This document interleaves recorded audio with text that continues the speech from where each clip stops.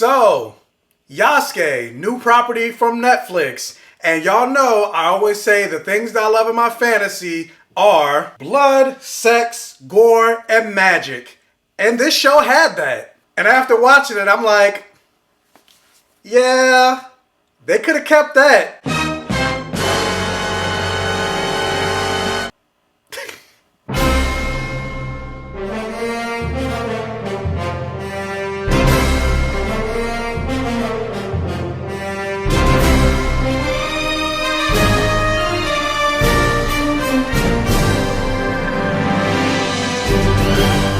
Hello everyone, happy Sunday, happy Mother's Day, and welcome to my safe Gaven. Thank you so much for joining me for another review. Yeah, we're here to talk about Yasuke. I'm not really going to go into spoilers. Maybe I might touch on it a little bit, but not so much that it'll ruin your entire experience. But yeah, let's jump into it. Yasuke is the latest animated property coming out of Netflix. I didn't really know that much about the title or the property. All I knew is that the title character of Yasuke is based on a real-life African warrior that did become a samurai. And I believe that they announced the movie that was supposed to be starring Chadwick Boseman as Yasuke, but the unfortunate passing that happened last year. So I don't know if that movie's still happening, but then they also announced that it's getting an anime property and Lakeith Stanfield is going to be the voice of Yasuke. So I was excited, you know, an anime starring a black character, and then it's also created by the same person that made Cannon Busters, LaShawn Thomas, who was also a black creator. So, you know, black people behind the scenes and in front of the scenes, I'm like, sign me up. And so the synopsis of Yasuke reads, in feudal Japan, a samurai warrior of African descent must return to his life of sword and violence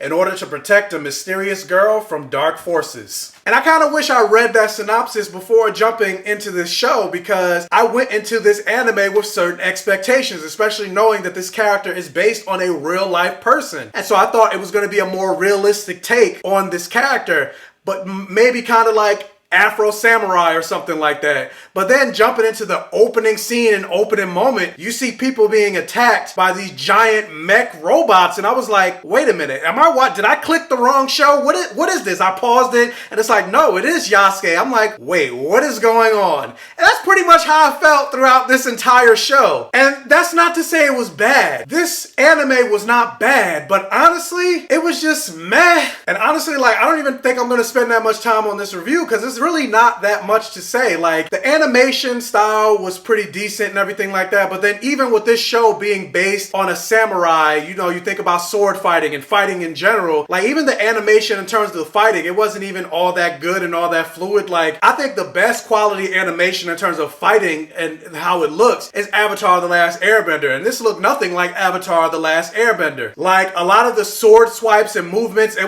was always the same angles and same movements and chops in almost every frame. I talk about this show having blood, sex. Well, they didn't really have any sex, but it had blood, gore, and magic. And then even just the way the blood and gore was depicted, it looked kind of flat.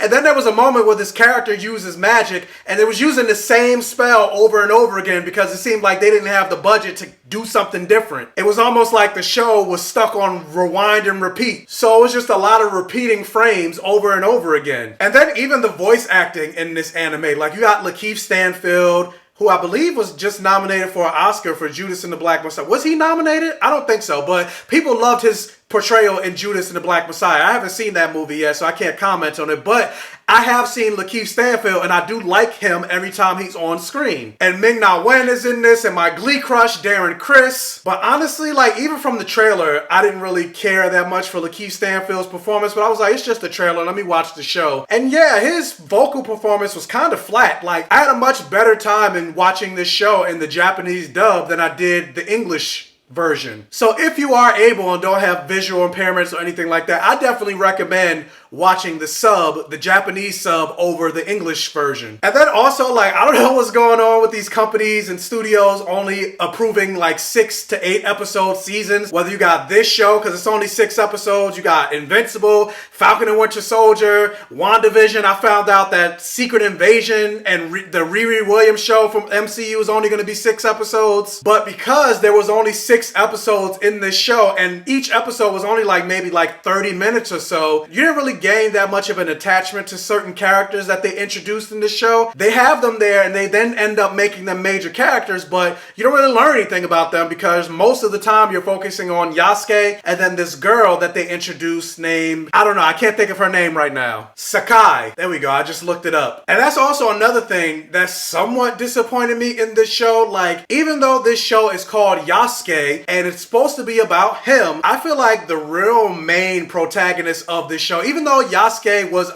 in basically every scene and had a lot of moments, I feel like a lot of the story was driven by this little girl that he's protecting, Sakai, who's supposed to be this grand messiah who has all this power and she's supposed to be the one to save the world. She is the chosen one. And so he has to protect her. And I feel like there was a much more interesting story in this anime because there were certain moments where you got flashbacks into Yasuke's life and how he became the samurai that he is today. And being that it was only 6 episodes, they didn't really focus that much on it. I was more interested in those flashbacks and that backstory than I was in the main story, and I wish that was the focus. I thought that is what we would have gotten from this anime. I thought that's what the storyline was going to be. How he became a samurai in this Japanese world that are very wary of outsiders. But nope, magic, robots, and demons, and all this other stuff. And again, I love that stuff. Blood, sex, gore, and magic. But for this particular property, it didn't even work. Like, even in explaining the world, they didn't even really explain how this world works, where the magic came from, why there are giant mech robots in like 1579 feudal Japan. But I will say the music and the soundtrack and score that was playing during this show,